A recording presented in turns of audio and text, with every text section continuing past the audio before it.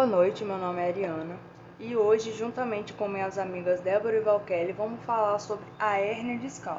Vamos falar suas principais estruturas, suas causas, os tipos, a classificação, as principais queixas dos pacientes, o diagnóstico, o plano de tratamento e algumas curiosidades. Então, vou começar falando sobre o que é a hérnia discal. A palavra hérnia, ela significa projeção ou saída através de uma fissura ou orifício de uma estrutura contida. Nesse caso, a estrutura contida é o disco intervertebral, que é uma estrutura cartilaginosa localizada entre duas vértebras da coluna vertebral. Esse disco ele é composto por três principais partes. Uma parte central, gelatinosa, que nós chamamos de núcleo viscoso, essa que eu estou localizando aqui com a setinha, ou também podemos chamar de líquido viscoso. Esse núcleo gelatinoso, né, ele serve como um amortecedor de carga na coluna. E a outra parte muito importante é o anel fibroso.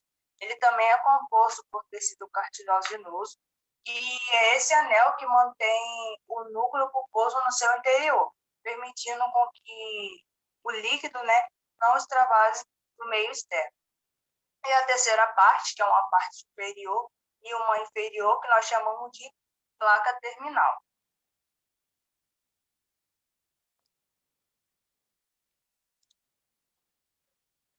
E como acontece a hérnia discal?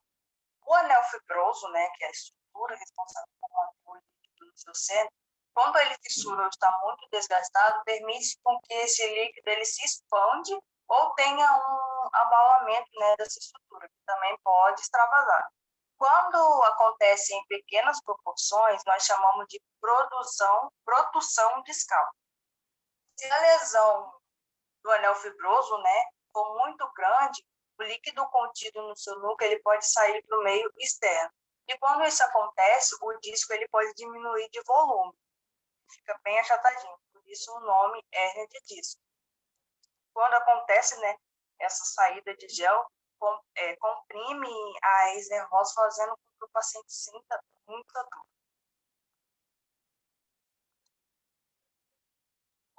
E quais são, né, as principais causas de hérnia de disco? A coluna, como nós sabemos, estudamos, ela é muito importante. Por quê? Porque ela é o centro de equilíbrio do nosso sistema músculo-esquelético. E não é à toa, né, que muitas lesões na coluna vertebral são atribuídas ao desequilíbrio, ao desalinhamento dessa estrutura. Ou seja, a má postura é um dos principais causadores de hérnia de disco, como também fatores hereditários, são os que mais provocam hérnia de disco. Traumas de repetição, traumas diretos à região cervical ou lombar, que são fortes o suficiente para poder romper o anel fibroso. O fumo também é uma principal causa. A idade avançada também são motivos que levam a lesões degenerativas. O sedentarismo é um fator determinante, né, para dores nas costas provenientes de hérnia de disco ou de outras doenças. Os tipos de hérnia de disco podem ser três: protrusas, extrusas e sequestradas. No tipo extrusa, o disco ele se alarga, mas contém o líquido gelatinoso dentro do seu centro. A base do disco, né, ela se avoluma e fica mais larga que o diâmetro de origem. As paredes desse disco, né, eles podem tocar regiões de grande sensibilidade nervosa, gerando assim dores ou até mesmo incapacidades no paciente. O tipo extrusa. A hérnia de disco, né, extrusa, é uma condição ortopédica muito frequente e importante que afeta os discos intervertebrais da coluna, que funcionam como amortecedores. Essa patologia, né, ela se dá quando acontece o rompimento do anel fibroso e o conteúdo gelatinoso ele sai por meio de uma fissura na membrana, havendo assim a perda do contato dos fragmentos extravasados com o seu meio interno. O tipo sequestrado. A hérnia de disco, o tipo sequestrada, ela é aquela que rompe a parede, né, do disco e o líquido gelatinoso migra para dentro do canal da medula, seja para cima ou para baixo. Além da pressão, né, que faz na raiz nervosa, pode provocar inflamação ou uma compressão. Esse tipo de hérnia, né, pode provocar uma dor chamada dor química, que o conteúdo, né, do núcleo pulposo, quando ele está fora do seu ambiente natural, ele tem propriedades químicas ácidas, que podem provocar dores insuportáveis. E a classificação de acordo com a região. A hérnia de disco ela pode ser classificada de acordo com a região da coluna que ela afeta. Por isso, ela pode ser hérnia de disco cervical, hérnia de disco torácica e hérnia de disco lombar. A hérnia de disco cervical ela afeta a região do pescoço. A hérnia de disco torácica ela afeta a região do meio das costas. E a hérnia de disco lombar ela afeta a região mais baixa das costas. Eu sou Débora e eu vou estar abordando as principais queixas dentro da hérnia de disco. Quais são os sintomas que os pacientes costumam relatar ao profissional da saúde quando começam a sentir dores na coluna, seja uma dor aguda ou crônica, e como é realizado o diagnóstico nesse paciente para confirmar se seria uma hérnia de disco ou não. Principais queixas dos pacientes. Os sintomas mais comuns da hérnia discal são as dores localizadas nas regiões onde existe a lesão desse disco. E essas dores, elas podem ser irradiadas para outras partes do corpo. Quando a hérnia ela é na coluna cervical, as dores ou as alterações de sensibilidade, elas se irradiam para as regiões superiores dos ombros, para os braços, para as mãos e os dedos, e pode estar provocando sintomas como dor no pescoço, que pode ser irradiada para o ombro ou para o braço, dificuldade em realizar movimentos com o pescoço, sensação de dormência ou formigamento no ombro, no braço, cotovelo, mão ou dedos, diminuição da força em um dos braços. E os sintomas da hérnia de disco cervical, elas podem ser diferentes de uma pessoa para outra, porque depende da sua localização exata e da intensidade com que esses nervos estão comprimidos. E além disso, a intensidade dos sintomas pode estar variando ao longo do dia, podendo surgir em períodos ou serem constantes. Quando a hérnia de disco ela é torácica, ela está localizada exatamente no meio da coluna, entre a coluna cervical e a coluna lombar. E os seus principais sintomas são dor no meio da coluna, que pode ser irradiada para as costelas, perda de força das pernas, dificuldade para segurar a urina. E a gravidade desses sintomas depende da localização exata da hérnia e da intensidade com que os nervos eles estão comprimidos, sendo importante consultar um ortopedista ou um neurocirurgião na presença desses sintomas, para que seja possível ser feita uma avaliação e ser indicado o melhor tratamento para esse paciente. Quando a hérnia de disco ela é lombar, as dores elas se irradiam para as pernas e para os pés. E o paciente pode também sentir formigamento, dormência, ardência e dores nas partes internas da coxa, podendo essa dor discal piorar quando vai dormir. E isso acontece porque nesse momento o corpo ele fica relaxado e os discos eles se reidratam, aumentando seu volume e consequentemente comprimem as raízes nervosas, causando essa dor.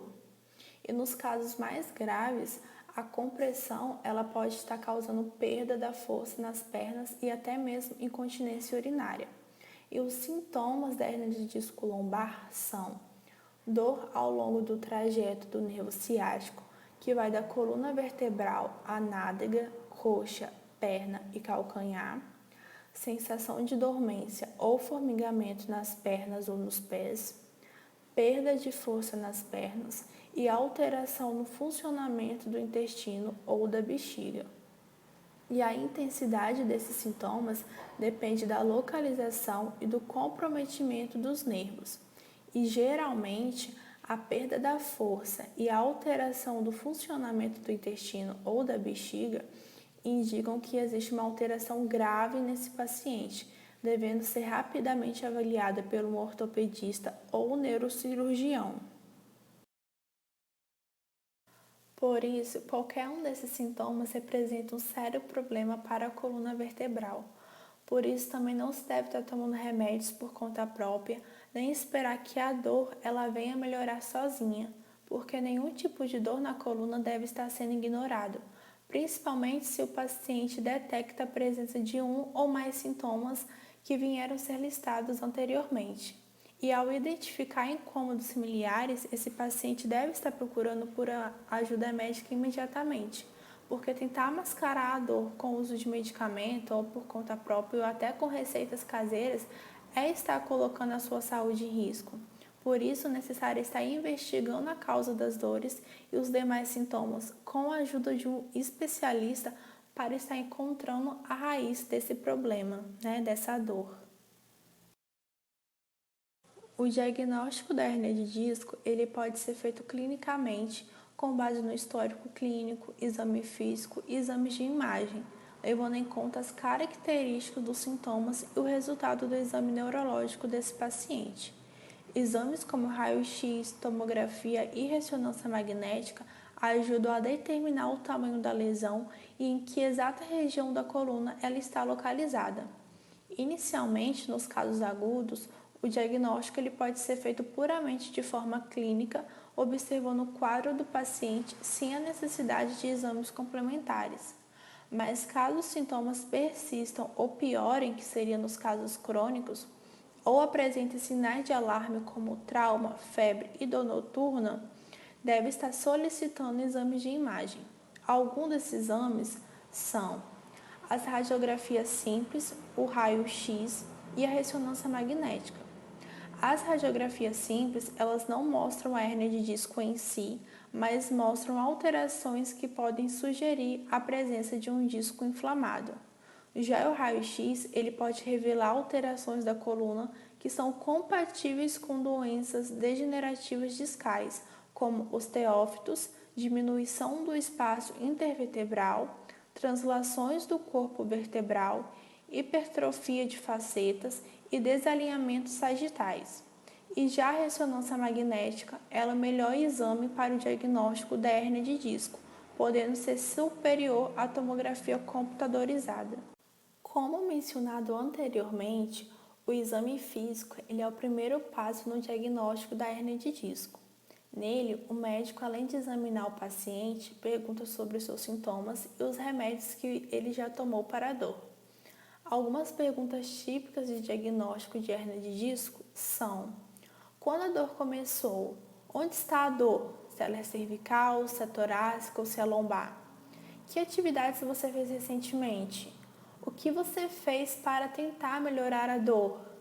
A dor da hérnia de disco, ela irradia para outras partes do corpo? Alguma coisa reduz a dor do disco ou a torna pior? E o médico, ele também observa a postura desse paciente, a amplitude de movimento e a condição física, tanto em pé quanto deitado. E o movimento que causa dor será observado pelo médico.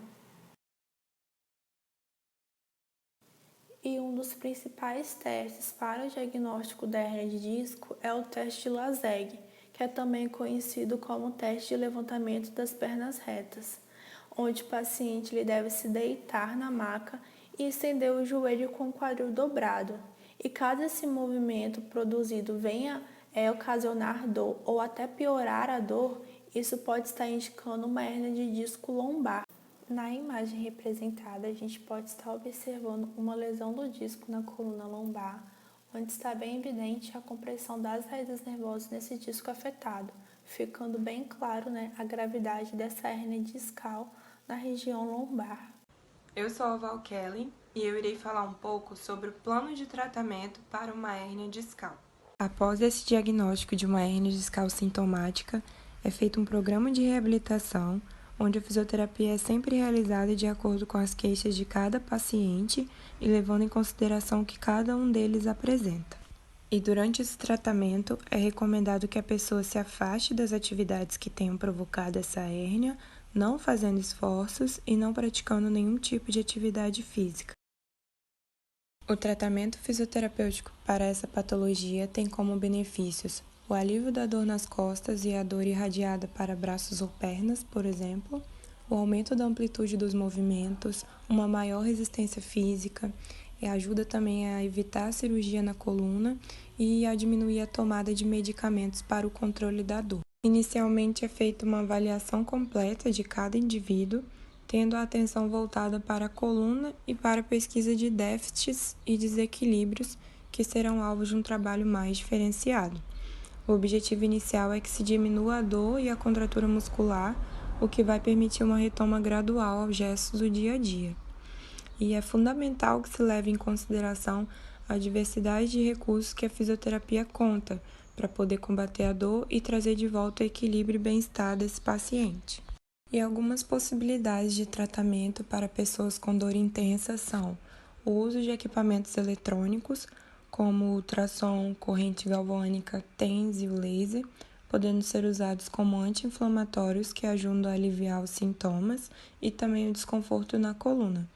Eles devem ser aplicados conforme a necessidade que a pessoa apresenta e o tempo de atuação varia entre 8 a 25 minutos por cada área de tratamento. Outra forma de aliviar a dor nas costas e preparar o corpo para uma massagem é com o calor, porque ele aumenta a circulação sanguínea e também a chegada de mais nutrientes aos tecidos. Ele pode ser usado com bolsas ou toalhas aquecidas ou também à luz do infravermelho, por exemplo, durante cerca de 20 minutos.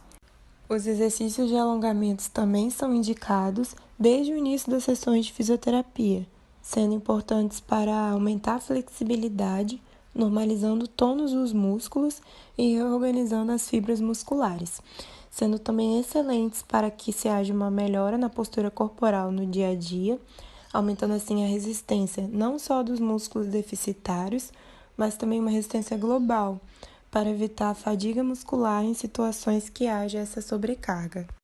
Os exercícios para a hernia de disco são indicados quando a pessoa não apresenta dor aguda e ajudam a fortalecer grupos musculares que encontram-se fracos ou desequilibrados. E alguns deles são a reeducação postural global, que é o RPG, o Pilates e a hidroterapia, por exemplo. A tração cervical ou lombar é um tipo de tratamento que pode ser realizado de forma manual, mas também por equipamentos específicos que atuam da mesma forma. Essa técnica promove uma liberação da tensão entre as vértebras, permitindo maior hidratação do disco vertebral e, por vezes, o seu retorno para o local original. Ela é feita tracionando o pescoço numa direção e a lombar na direção oposta, mantendo a tração durante 20 a 30 segundos e por 5 a 10 repetições, por exemplo. As técnicas de manipulação podem ser realizadas na coluna e servem para diminuir a pressão sobre a mesma, realinhando assim todas as estruturas do corpo e frequentemente causam uma sensação de maior leveza e facilidade de realizar certos movimentos. Essa técnica é particularmente indicada para quando a pessoa relata se sentir presa e com dificuldade de realizar determinados movimentos. As técnicas de liberação miofascial, com foco especial nas estruturas dolorosas ou encurtadas, também é muito importante.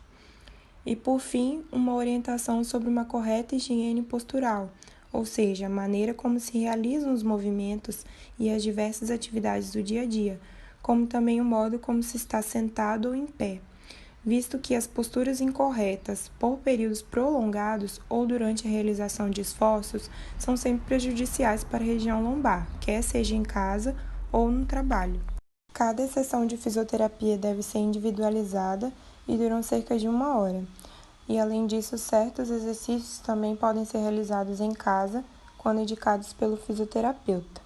Inicialmente, será mais seguro que se repitam alguns dos exercícios efetuados no programa de reabilitação, tendo especial atenção a uma postura correta ao executar cada um deles, e, se for possível, utilizar um espelho para ajudar nessa consciência. Lembrando que a motivação do paciente para realizar esse programa de reabilitação após o seu diagnóstico é realmente uma peça fundamental para o seu sucesso. E essa dedicação, juntamente com a qualidade do trabalho de cada fisioterapeuta, também vão traduzir os resultados. Os objetivos gerais do programa de reabilitação devem ser explicados ao paciente de modo que cada um deles fica devidamente informado de tudo para mais facilmente conseguir se comprometer e também ajudar na sua recuperação. E aqui nós temos algumas curiosidades sobre a hérnia discal, que são 95% das pessoas que sofrem com a hérnia de disco não precisam realizar cirurgia na coluna vertebral, podendo assim tratar com um método não invasivo. 13% das consultas médicas envolvem dores na coluna. 15% da população mundial sofre com hérnia de disco.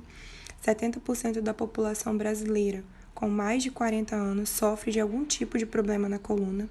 As pessoas com faixa etária de 25 a 45 anos apresentam o maior índice de casos de hérnia de disco. Mais de 6 milhões de brasileiros sofrem com a doença e ela é a segunda maior causa de afastamento do trabalho, ficando atrás apenas das doenças cardíacas, e essa doença é a terceira causa de aposentadoria precoce.